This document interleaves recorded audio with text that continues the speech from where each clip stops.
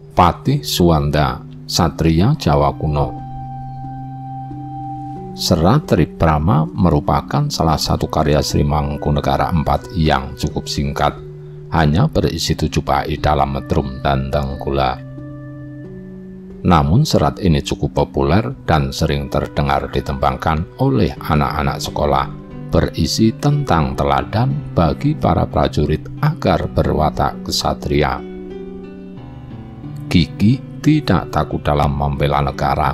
Serat Tribrama syarat dengan ajaran nasionalisme dan tampaknya masih sangat relevan untuk dibaca di masa kini. Kata Tribrama sendiri berasal dari gabungan kata tri yang artinya 3 dan umpama yang artinya perumpamaan. Disebut 3 perumpamaan karena dalam serat ini kita diajak untuk meneladani hal-hal baik dari 3 tokoh dalam dunia pewayangan, yakni Patih Suwanda dari Maespati, Adipati Kumbakarna dari Alengka, dan Adipati Basukarna dari Awangga. Tema tentang nasionalisme ini sudah sering dibahas banyak kalangan, tetapi kami ingin melihat dari sudut pandang yang berbeda. Bagi kami, setiap tokoh pasti dapat kita gali sisi baiknya untuk kita teladani, namun juga pasti mempunyai sisi buruk yang tidak perlu kita tiru. Peneladanan bukanlah kultus sehingga menimbulkan fanatisme, tetapi keteladanan adalah sikap kritis yang menghormat. Kita ambil contoh yang baik, kita buang yang buruk.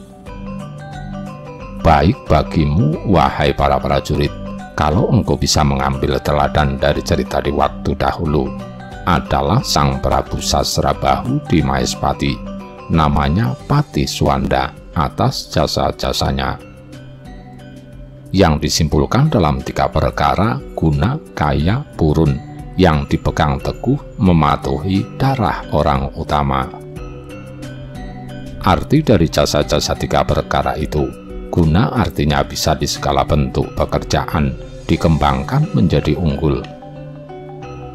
Kaya arti sebenarnya ketika membantu perang di negara Magadha, kemudian memboyong 800 putri dipersembahkan pada rajanya. Yang disebut purun artinya sudah terbukti ketika perang tanding melawan raksasa negeri Alengka, Suwanda mati di medan perang. Ada 2 hal yang perlu dicermati dari gatra ini. Pertama, serat ini diawali dengan himbauan kepada para prajurit untuk mengambil teladan dari cerita di masa lalu, dan cerita yang dipilih adalah penggalan dari cerita dalam dunia pewayangan. Juga telah dimasukkan unsur-unsur moral dari ajaran dan disesuaikan dengan budaya lokal. Oleh karenanya, cerita dari pewayangan seringkali dikutip dalam serat-serat piulang, seperti pada serat ini. Yang kedua, cerita dari masa lalu itu diharapkan dapat diambil teladan untuk dipraktekkan di masa kini. Karena yang dituju serat ini adalah para prajurit, maka tokoh yang ditunjuk dalam serat ini hendaknya dicontoh dalam hal watak keperwiraannya saja, dan sebaiknya mengabaikan watak dan perilaku sang tokoh tersebut dalam hal yang lain. Ini penting untuk ditegaskan agar para prajurit memahami bahwa tidak semua sisi kehidupan manusia layak untuk ditiru. Kita akan membahas hal ini lebih lanjut sambil mencermati bait-bait berikutnya nanti. Tokoh pertama yang diharapkan menjadi teladan adalah Patih Suwanda dari Maespati. Ada baiknya kita kutip sedikit riwayat Patih Suwanda ini agar mendapat gambaran yang jelas tentang bagaimana sikap kesatria yang dia miliki dan kesetiaannya kepada raja. Patih Suwanda adalah anak dari seorang resi dari pertapaan Ardi Sekar bernama Resi Suwandagni. Nama kecilnya adalah Bambang Sumantri. Dia mempunyai saudara kandung yang buruk rupa bernama Sukrasana. Berbeda dengan Sumantri yang tampan dan tangkas, Sukrasana ini berwajah buruk mirip raksasa, tapi cebol dan lemah tubuhnya.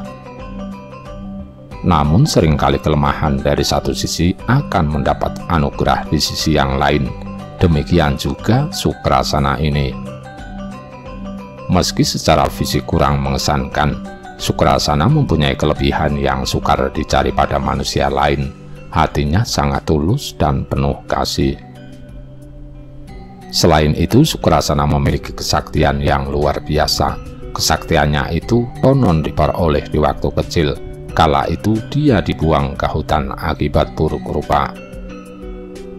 Namun dia tidak mati di hutan, malah bersahabat dengan binatang buas dan para leluhur penunggu hutan. Salah satu leluhur itu adalah Candrabirawa yang masuk ke dalam tubuh Sukrasana sebagai ajian. Di padepokan, kedua kakak beradik itu selalu rukun dan kemanapun tampak selalu berdua. Sukrasana sangat menyayangi sang kakak dan tak mau ditinggal sekejap pun. Demikian pula Sumantri penuh kasih kepada adiknya itu. Sejak muda, Sumantri sudah gandrung akan olah keprajuritan. Cita-citanya adalah mengabdi kepada raja sebagai prajurit. Berbekal arahan dari ayahnya, Sumantri berkembang menjadi kesatria yang hebat. Maka setelah cukup umur, dia berniat untuk mendaftar sebagai prajurit di negara Maespati. Ayahnya berpesan agar dia berangkat sendiri tanpa memberitahu sang adik, karena adiknya akan ikut serta jika diberitahu. Maka ketika adiknya sedang tidur, Sumantri berangkat seorang diri. Di negara Maespati, Sumantri menghadap Prabu Harjuna Sasrabahu, seorang raja yang sakti mandraguna. Pada waktu itu Prabu Harjuna Sasrabahu hendak melamar putri Prabu Citragada dari negara Magadha untuk diperistri sebagai permaisuri. Karena terkenal akan kecantikannya, banyak raja-raja lain yang juga melamar. Salah seorang raja itu, Prabu Darmawisesa dari negeri Widarba, mengepung kerajaan Magadha dan memaksa raja menyerahkan putrinya tersebut. Prabu Harjuna Sasrabahu kemudian mengetes kemampuan Sumantri. Dia menyuruh Sumantri untuk mewakilinya melamar putri Raja Magadha dan mengalahkan si raja yang mengepung istana tadi. Lamaran Prabu Harjuna Sasrabahu diterima Dewi Citrawati dengan dua syarat. Pertama, Sumantri harus bisa mengalahkan Prabu Darmawisesa yang sedang mengepung Magadha. Kedua, dia mau diperistri Prabu Harjuna Sasrabahu asal dia dimadu dengan putri Domas, yakni putri yang jumlahnya 800 orang. Sumantri menyanggupi syarat itu. Dia kemudian bertempur dengan para raja yang sedang antri melamar. Mereka semua kalah dan mau menyerahkan putri dari masing-masing kerajaan. Maka dapatlah Sumantri mengumpulkan 800 putri. Buat apa aku menyerahkan 800 putri ini kepada Prabu Harjuna Sasrabahu kalau beliau tidak pantas untuk memilikinya? Dia harus mengalahkanku dahulu sebelum berhak atas kemenanganku ini.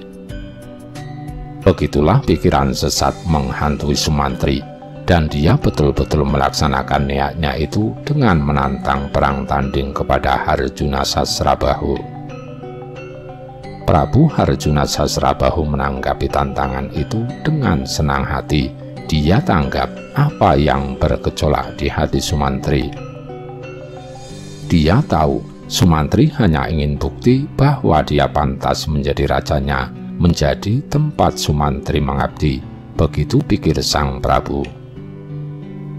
Maka terjadilah perang tanding yang dahsyat antara keduanya, sampai-sampai gegerlah seluruh dunia. Namun Sumantri bukan tandingan Prabu Harjuna Sasrabahu yang memang teramat sakti. Sumantri kalah dan tunduk dengan ketundukan yang sungguh-sungguh. Prabu Harjuna Sasrabahu berkenan memaafkan kerancangan Sumantri dan menerimanya mengabdi di Mahespati. Namun sebagai hukuman atas sikapnya itu, Sumantri harus mampu memindahkan Taman Sriwedari yang elok di Gunung Untara ke taman di negeri Mahespati. Dengan terpaksa, Sumantri menyanggupi, walau dirinya sungguh tak mengerti dengan cara apa taman itu akan dipindahkan. Lawong di mana letak taman itu saja dirinya tak tahu. Dengan lunglai Sumantri keluar dari istana Mahespati, pergi tanpa arah dan tujuan. Alkisah di pertapaan Ardi Sekar, Sukrasana yang kehilangan kakak menangis tak karuan. Setiap orang yang ditanya kemana Sumantri pergi menjawab tidak tahu. Dia mengamuk dan hendak mengobrak-abrik pertapaan bila tak menemukan Sumantri. Sang ayah Resi Suwandagni terpaksa mengatakan kemana Sumantri pergi. Seketika Sukrasana melesat ke angkasa, terbang mencari Sumantri ke Mahespati. Dalam sekejap, Sukrasana telah menemukan Sumantri yang berjalan lunglai tak tahu arah. Dia segera turun untuk menyapa Sumantri, bertanya gerangan apakah yang membuatnya tertunduk lesu. Namun dia punya satu permintaan. Kalau dia berhasil membantu Sumantri memindahkan taman itu, dia boleh ikut Sumantri kemanapun Sumantri pergi. Karena Sumantri sudah tidak bisa mengelak, dia pun menyanggupi. Dalam sekejap, Sukrasana dengan kesaktian yang dimilikinya berhasil memindahkan taman itu. Sumantri melapor kepada sang raja yang menerimanya dengan sukacita. Sumantri kemudian diterima sebagai prajurit dan diberi pangkat patih dengan nama Patih Suwanda. Adapun Sukrasana oleh Sumantri diperkenankan ikut, namun jangan sampai ketahuan oleh siapapun. Tampaknya suasana akan serba menyenangkan bagi siapapun, terlebih bagi Sumantri. Dia kini punya jabatan patih, orang nomor 2 di kerajaan. Sang raja dan permaisuri pun bergembira, bercengkrama di Taman Sriwedari yang elok tiada tara. Namun datangnya bencana tak dapat diketahui oleh siapapun, apalagi oleh orang-orang yang mengira bahwa bencana jauh darinya. Suatu sore, Permaisuri Dewi Citrawati dan para madu sedang menikmati suasana matahari terbenam di Taman Sriwedari. Tamannya sendiri sudah elok, ditambah suasana sunset jelas makin menambah syahdu. Namun belum lagi suasana elok itu dinikmati, Dewi Citrawati menjerit oleh datangnya sosok buruk rupa yang tiba-tiba muncul dari balik pepohonan Sukrasana. Ceritanya membuat seisi istana geger. Mereka berdatangan ke arah Taman Sriwedari dan mendapati raksasa cebol buruk rupa yang menakutkan. Setelah ditelisik, ternyata raksasa itu adalah adik sang Patih Suwanda sendiri. Patih Suwanda sangat malu atas kejadian itu. Dia berjanji akan menyuruh adiknya pulang agar tidak menimbulkan kehebohan. Namun Sukrasana kukuh tidak mau pergi dari istana. Bukankah Sumantri sudah berjanji akan mengajaknya kemanapun dia pergi? Sumantri hilang kesabaran dan mulai memakai kekerasan. Dia mengambil anak panah untuk menakiti Sukrasana.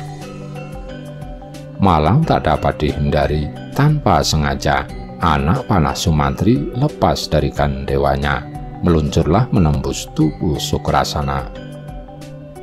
Seketika Sukrasana menemui ajal. Sebelum maut menjemput, Sukrasana sempat berujar bahwa dia akan datang kelak untuk menyebut Sumantri pada saatnya nanti. Kita tinggalkan sejenak Sumantri yang sedang dirundung duka. Biarkan dia move on, Berganti pokok cerita di sebuah negeri di tengah lautan yang dikelilingi samudera raya. Sang raja adalah seorang raksasa, anak seorang resi sakti bernama Wisrawa, beribu seorang putri cantik, Dewi Sukesi. Meski kedua orang tuanya bukan raksasa, namun anak-anaknya lahir sebagai raksasa. Dari 4 saudara sang raja, hanya si bungsu yang lahir sebagai manusia biasa. Raja itu adalah Raja Dasamuka dari kerajaan Alengkadiraja. Sudah lama sang raja mendamba putri titisan Bidadari Widowati. Setiap mendengar titisan sang dewi lahir ke dunia, sang raja selalu setia menanti hingga dewasa untuk dipersunting. Namun yang terjadi selalu kegagalan yang ditemui. Sungguh pun demikian, rentetan kegagalan itu tak menyurutkan semangatnya. Dan kali ini dia kembali mendengar sang dewi telah lahir ke dunia dan menjadi istri dari seorang raja sakti dari Maespati, Dewi Citrawati. Hasratnya yang telah lama terpendam kembali bangkit. Raja Alengkadasamuka bersiap merebut sang dewi dengan perang. Patih Alengkaprahasta mengingatkan sang raja bahwa Prabu Harjuna Sasrabahu adalah raja sakti yang tiada tanding. Sedangkan menghadapi Patih Swanda saja belum tentu Dasamuka mampu. Keinginannya untuk merebut Citrawati lebih baik diurungkan saja daripada menanggung malu. Namun apa sih yang mampu meredakan nafsu asmara? Beratus nasihat takkan mempan, beribu petuah takkan pasah. Apalagi hanya nasihat seorang patih tua yang tuna cinta. Aduh men, jangan banyak omong kalau tak tahu gejolak hati anak muda. Sebagai punggawa seharusnya ikut apa kata raja dan mendukung, bukan mengendorkan semangat. Patih Prahasta mengelus dada melihat kelakuan kemenakannya itu. Dia mengasuh anak kakaknya itu sejak kecil dan hafal wataknya. Kalau sudah begitu, jangankan harta benda, nyawa pun dipertaruhkan. Tapi tunggu dulu, soal nyawa bukan soal besar baginya. Dia punya aji pancasona, pemberian Resi Subali yang akan membuatnya tetap hidup kembali walau mati berkali-kali. Mungkin itu pula yang membuatnya nekat. Prajurit telah disiapkan. Angkatan perang Alengka telah bergerak menuju Maespati yang penduduknya tengah bersukacita tenggelam dalam kemasuran nama besar raja mereka. Berganti yang diceritakan, di istana Maespati Raja Prabu Harjuna Sasrabahu sedang bersuka-suka dengan istri tercinta Dewi Citrawati dan 800 madunya. Entahlah bagaimana menyenangkan hati istri sebanyak itu. Janganlah dibayangkan bagaimana caranya, dan sesungguhnya kita tidak tahu, karena sang Prabu tak pernah mengupload video saat sedang berkasih mesra dengan 801 istrinya itu. Ya, untung beliau tak melakukan itu. Kalau iya, pasti sampean semua pada ngiler sampai ngecas baskom. Sang Prabu sedang mendengar permintaan istri cantiknya Dewi Citrawati yang disampaikan dengan manja. Sambil memeluk pinggang dan menyandarkan kepala di pundak, sang Dewi berbisik lirih. Kakanda, hamba dan para selir 800 ini ingin sekali mandi sepuasnya di telaga yang bening dan airnya mengalir. Sang Prabu terkejut dan bertanya, "Duhai Dindaku, di negeri kita tidak ada telaga dengan air mengalir yang mampu menampung 801 bidadari. Di manakah Dinda akan berenang?" Tidak tahulah Kakanda.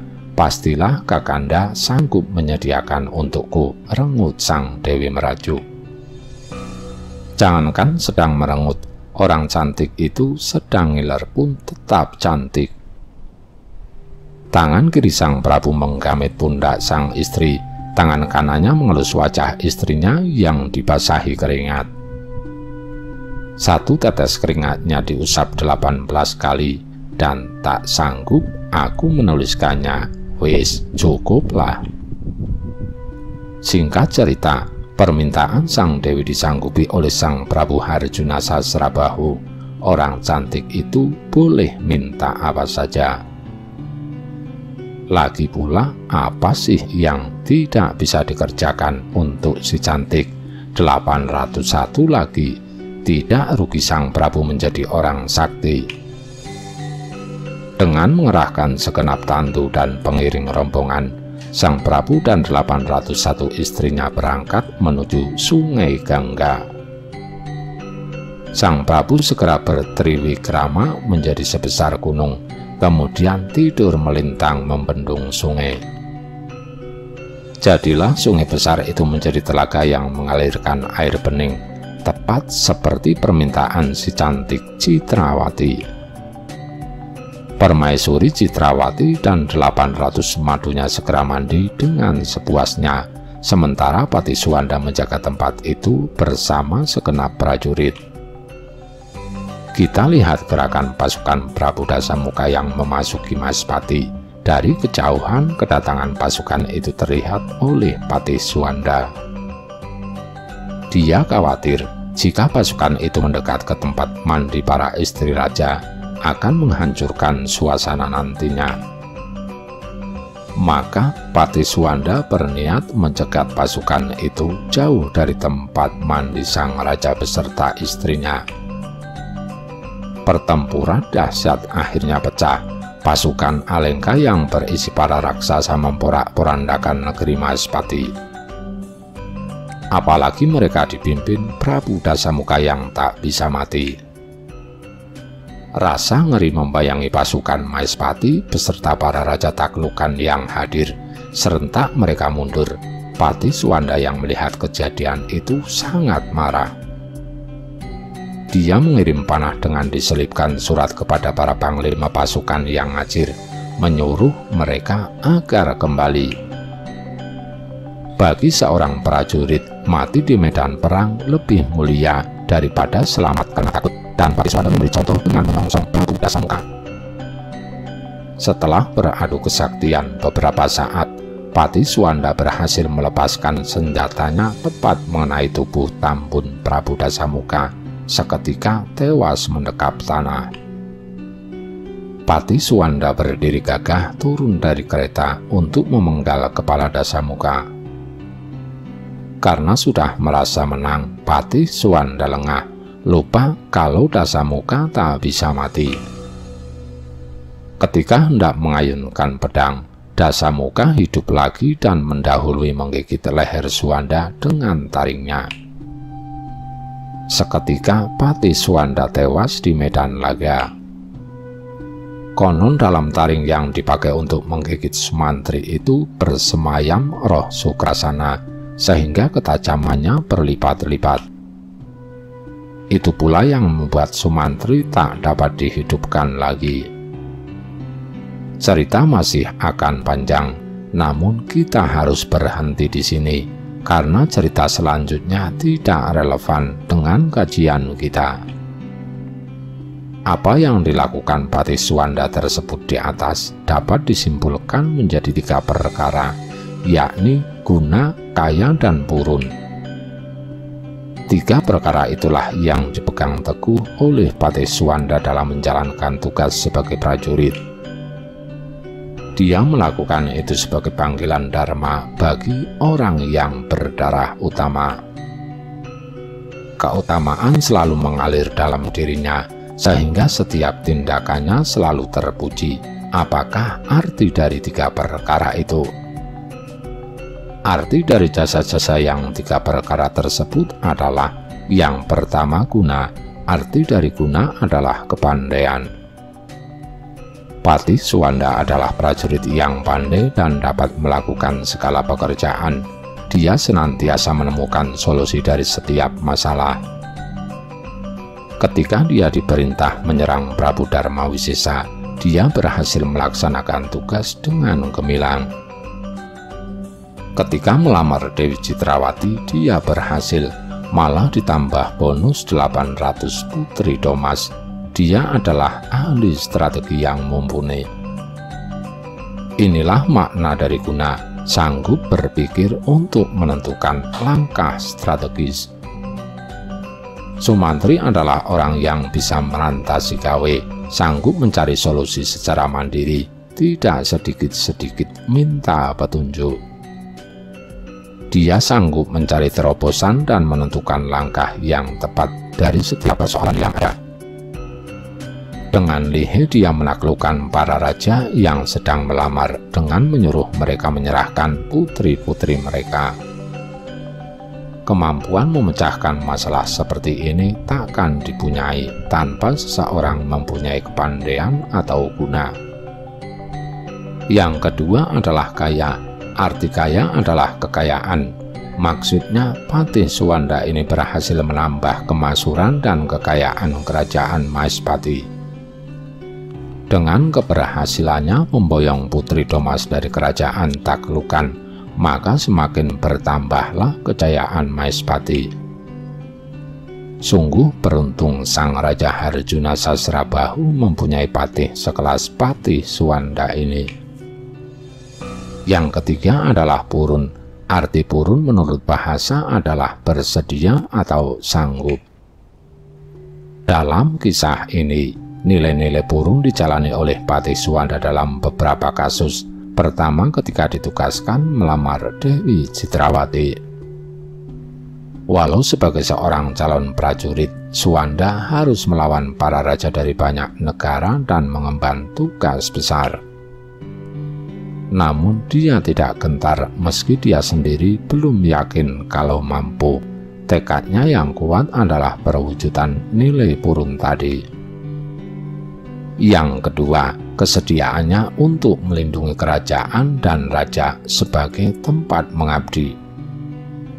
Dengan maju sebagai tameng sang raja ketika Prabu Dasamuka menyerang Maespati, Patih Suwanda telah melakukan tindakan utama sebagai prajurit.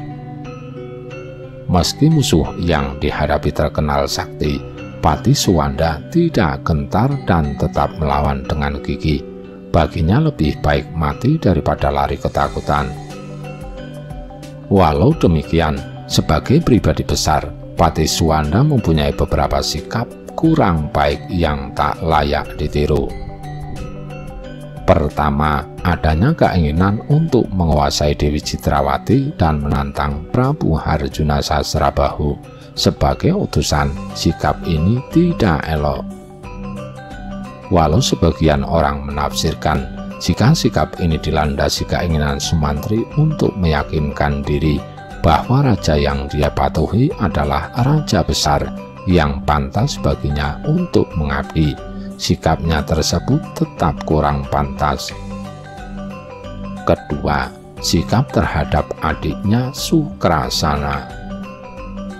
Ketika sudah membantunya keluar dari kesulitan, Sumantri tetap tak mengizinkan adiknya ikut serta dengannya. Demikianlah kajian kita terhadap keteladanan Patih Suwanda. Rahayu, Rahayu, Rahayu.